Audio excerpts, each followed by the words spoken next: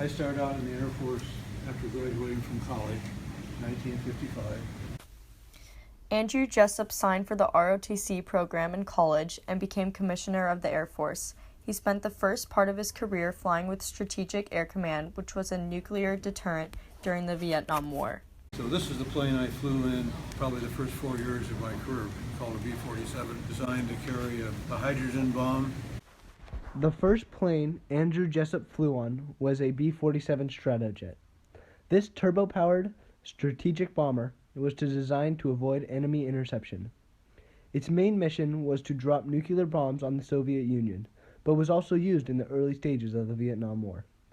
Andrew Jessup's primary job when flying was to tell the pilots where to go and when. Then I got into what they called a counterinsurgency program. In the counterinsurgency program, everyone flew in planes that only contained propellers. On these planes, they were trained to carry nuclear bombs to Russia. Think back to the early 60s, President Kennedy was instrumental in providing the impetus, and I volunteered for a program that was called Jungle Jim, 1961.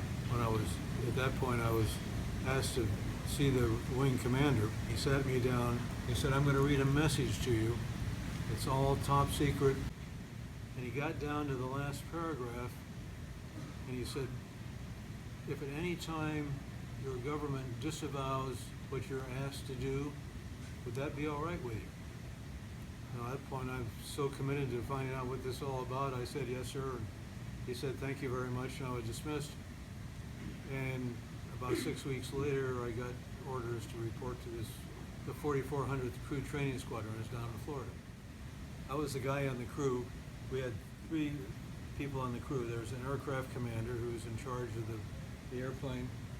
We had a co-pilot, and they both sat up here in the kind of the green. I was the navigator, radar bombardier. In the plane was a crew station in which all 3 crew members sat in. The station contained a desk and a radar screen to help navigate the plane. It was also very compact. For example, if you open your closet door, pull a chair up and look at the closet. That's how small a crew station was. How long did you have to be in Vietnam? I was fortunate I went 6 months. If I'd stayed in the Air Force, I would have probably rotated back to complete at least a year. Initially, we were sent to Vietnam ostensibly to train the Vietnamese. And in saying that, we were required to carry a Vietnamese personnel on the plane with us in one of these. And the idea was, if something happened to you and you didn't come back from that mission, the government could say, well, they're just on a training mission with the Vietnamese, and something happened. In reality, we were conducting missions in support of the Republic of Vietnam.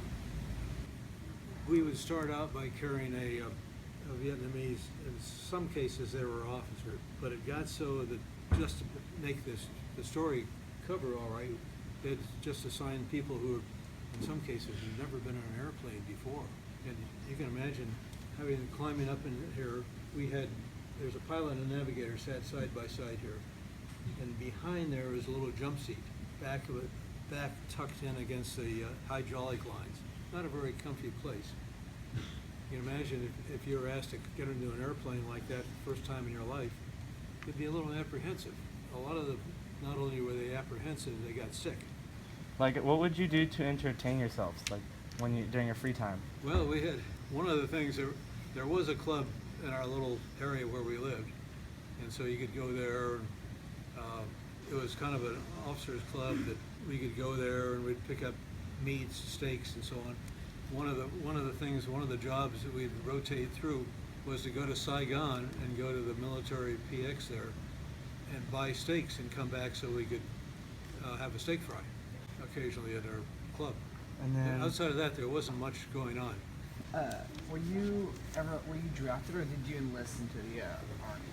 No, I was in college. You had the opportunity in some schools to join the ROTC program. I joined the Air Force ROTC as part of, that was like a course in military science. That's how I ended up in the Air Force. During the period I was there, not gotten very rough, and we supported whatever the military of the Vietnam wanted to do. And it was another, probably a year and a half before other units of the military, the Marines came in and the Army came in, where that heated up to the point where you had to be concerned about evacuating wounded and so on. What made you want to take the ROP class that led to your It military was career? one of those things I wanted to do. I always had a kind of a yen I wanted to fly, and it was a way to maybe accomplish that. I had a father who was served in World War I and stayed in the reserve during the period between World War I and World War II. He was called back into the service for World War II. And an older brother who served in World War II. So maybe some of that rubbed off on me too, that I wanted to maybe serve on my own. Yeah.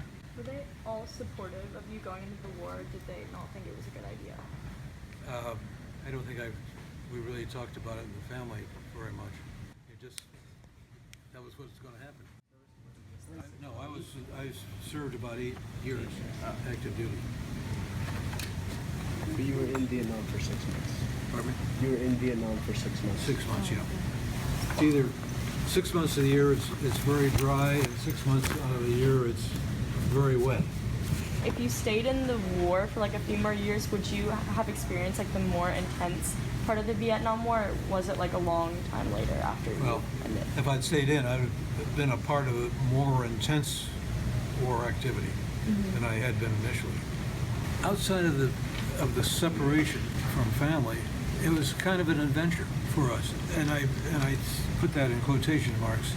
You got to understand that I went, and the group I went with was very early in the war, but it quickly heated up from that point on. But it was still kind of, for all of us, it was kind of an adventure.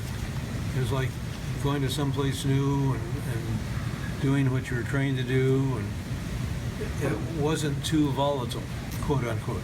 But in relation to what happened, this is 1962.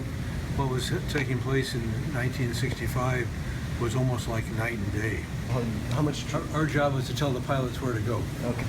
Did you log every time you got in the plane? I do. I haven't got past this. We were not supposed to write about what we were doing, and you were not supposed to keep a record of any of that stuff. Though I did write a daily log of what I did. Would you like to share one scariest moment where you almost died or something with us?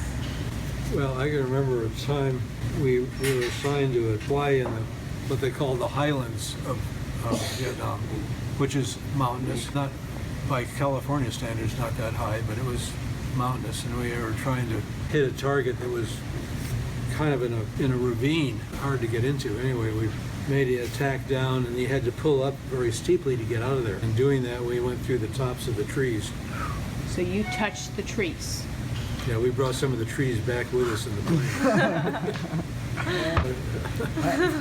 Are we going to make it or not?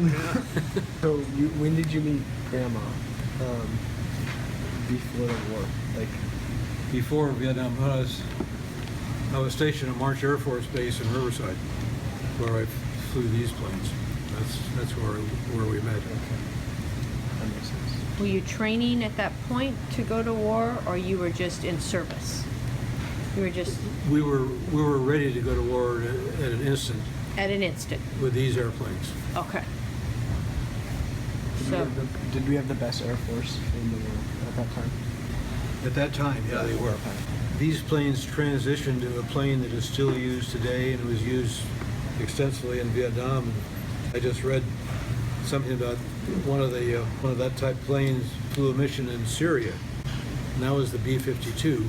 Here we are, 75 years later, and we're still flying the same airplane.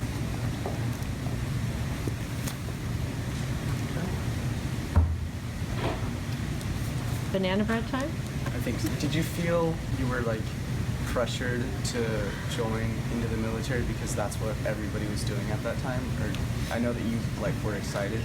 Well, there are two facets. I wasn't pressured, but I was in college during the Korean War, and they were drafting guys for the Korean War. And while I wanted to be in the Air Force ROTC program, it also gave me a deferment to finish college instead of getting drafted. But that was a very positive reason to be in that program. Okay. Oh, that's good. So if you went to college, you knew you would not be sent to the Yeah, Korean War. I was exempt from being drafted. Okay. Did you not want to go to the Korean War? Actually, I almost volunteered to do it. After the war, he joined his family business, which is Jessup Auto Plaza. Right after the war, he moved to Riverside, and a few years later to Palm Springs, where he settled down with his wife Diane Jessup, who he met before the war, and had 5 children: Andy, Tim, Dan, Christy, and Kathy. He currently works as chairman of the board and owner at Jessup Auto Plaza.